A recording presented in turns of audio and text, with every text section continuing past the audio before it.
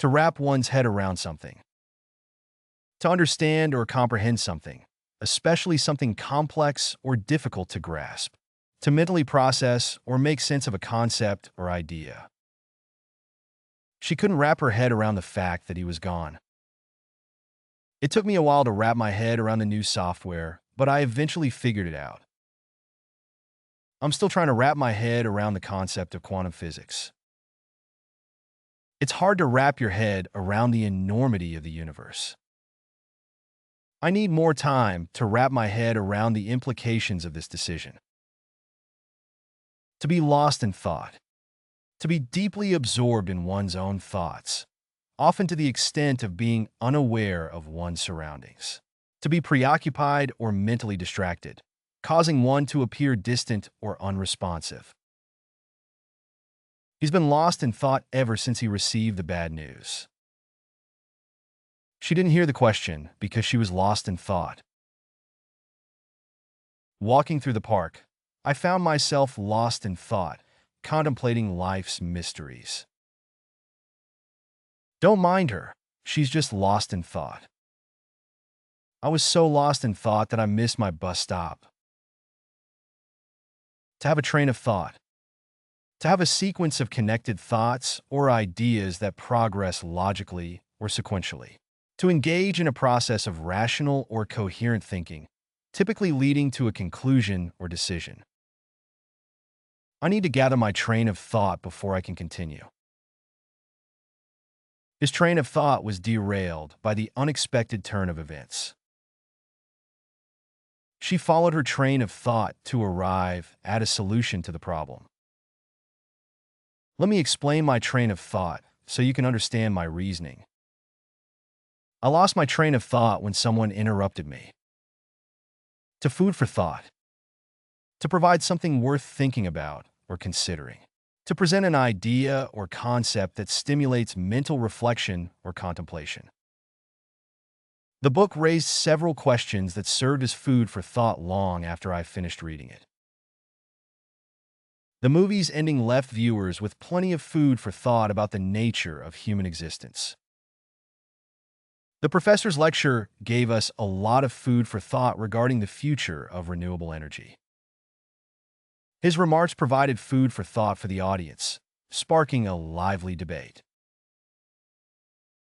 The documentary offered plenty of food for thought on the impact of technology on society. To be in two minds about something.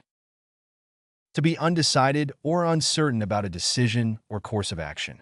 To have conflicting feelings or opinions about something, making it difficult to choose between alternatives. We're in two minds about whether to renovate our house or buy a new one. I'm in two minds about whether to accept the job offer. She's in two minds about moving to a new city. He's in two minds about whether to sell his car or keep it. I'm in two minds about which university to attend. To be on the same wavelength. To share similar thoughts, ideas, or understanding with someone else. To be in agreement or alignment with another person's thoughts or feelings. During the meeting, it was clear that they were on the same wavelength regarding the project's goals. We seem to be on the same wavelength when it comes to our taste in music. When discussing the issue, they discovered they were on the same wavelength. We've been friends for years, so we're usually on the same wavelength. It's refreshing to meet someone who's on the same wavelength as me about environmental conservation. To be on autopilot. To perform a task or activity without conscious effort or awareness, often due to repetition or habit. To navigate through familiar routines or situations without actively engaging in decision-making or thought. During the lecture, my mind was on autopilot, and I didn't absorb much of the information. I was so tired that I was on autopilot for most of the meeting. After years of driving, I can do it on autopilot. He was so engrossed in thought that he walked home on autopilot, barely aware of his surroundings. She went through the motions of her daily routine on autopilot, barely registering what she was doing. To put on one's thinking cap. To engage in focused or creative thinking in order to solve a problem or come up with ideas. To make a conscious effort to think deeply or critically about a particular issue or topic. The team put on their thinking caps and came up with a brilliant marketing strategy.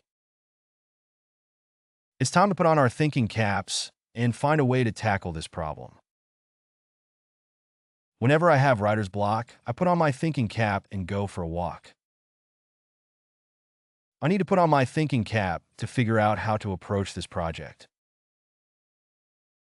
Let's put on our thinking caps and brainstorm some solutions.